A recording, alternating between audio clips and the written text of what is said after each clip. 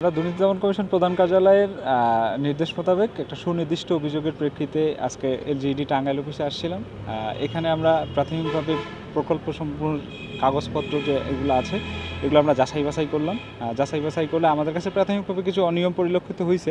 এখন আমরা সেগুলো সরেজমিনে পরিদর্শন করতে যাব, সেগুলো দেখব এবং আমাদের সাথে নিরপেক্ষ প্রকৌশলী সহ অন্যান্য আছে, সেখানে আমরা ওনাদেরকে নিয়ে যাচ্ছি। যেহেতু আমাদের অভিযোগটা হচ্ছে কাজ না করে প্রকল্পের বিল উত্তোলনপূর্বক এটা আত্মসাৎ করা হয়েছে এবং বিভিন্ন ধরনের এই কাজগুলোর পরিমাণ অনেক বেশি, এরকম বেশ কিছু অভিযোগ আছে। তো সরেজমিনে আমরা এখন যাচাই করব, যাচাই করার পর পরবর্তীতে আমরা কমিশনকে জানাবো। প্রাথমিকভাবে আমরা বেশ কিছু পাইছি, কালিহাতী, সখীপুর, মধুপুর, নাগরপুর, মির্জাপুর, এরকম কিছু উপজেলায় কিছু কাজ আছে। প্রাথমিকভাবে আমরা এখনো বলতে পারতেছি না, আমরা এখন সরেজমিনে যাওয়ার পর আমরা হয়তো সেগুলো দেখার পর বলতে পারবো। এখন ভুয়াপুরে আমাদের পক্ষে এতগুলো জায়গা দেখা সম্ভব না। আজকে আমরা হয়তো এখানে কিছু প্রকল্প দেখব এবং এগুলোতে কোথায় কোথাও অতিরিক্ত বিল উত্তোলন করে আত্মসাৎ করা হয়েছে এই বিষয়গুলো আমরা যাচাই করব। প্রাথমিকভাবে আমরা অনিয়মের সত্যতা পাইছি।